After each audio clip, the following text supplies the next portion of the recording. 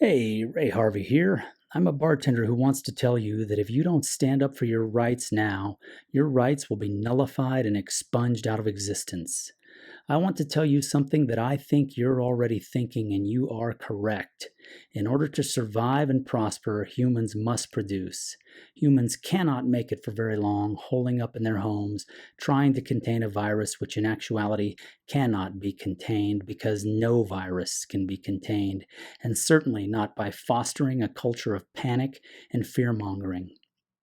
With all respiratory diseases, the only thing that ultimately stops the disease is what an epidemiologist named A.W. Heydrich, researching in the 1930s the epidemiology of measles, termed herd immunity, H-E-R-D, as in a herd of wild horses.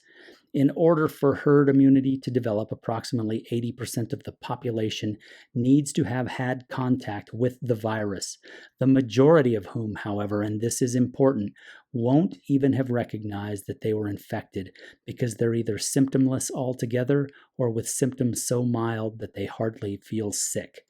This is why it's crucial to keep schools open and the children mingling so that the virus can spread and societies can more quickly develop herd immunity thereby, at which point, and only at which point, the elderly and the infirm and the vulnerable, who should indeed be kept separate, can come back and be with their children and grandchildren after approximately 4 weeks once the virus has been exterminated. The one thing we therefore definitely need to do, and this would be safe and effective, is reopen the schools now.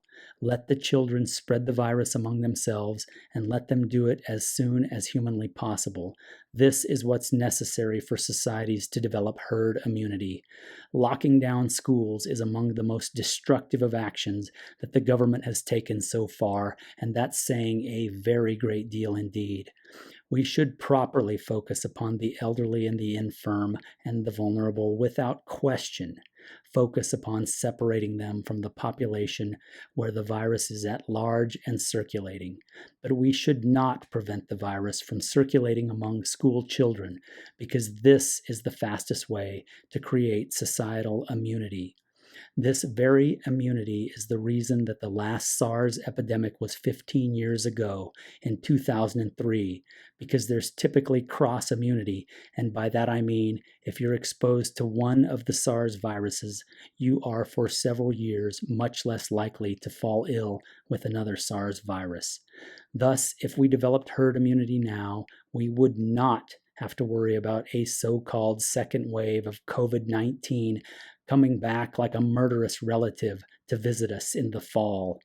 The consequences of the policies so far enacted have the very real potential of being catastrophic on a scale the world has scarcely seen before, and not just economically, although certainly that. And remember, the wealthier the country, the healthier the country, but also mortally.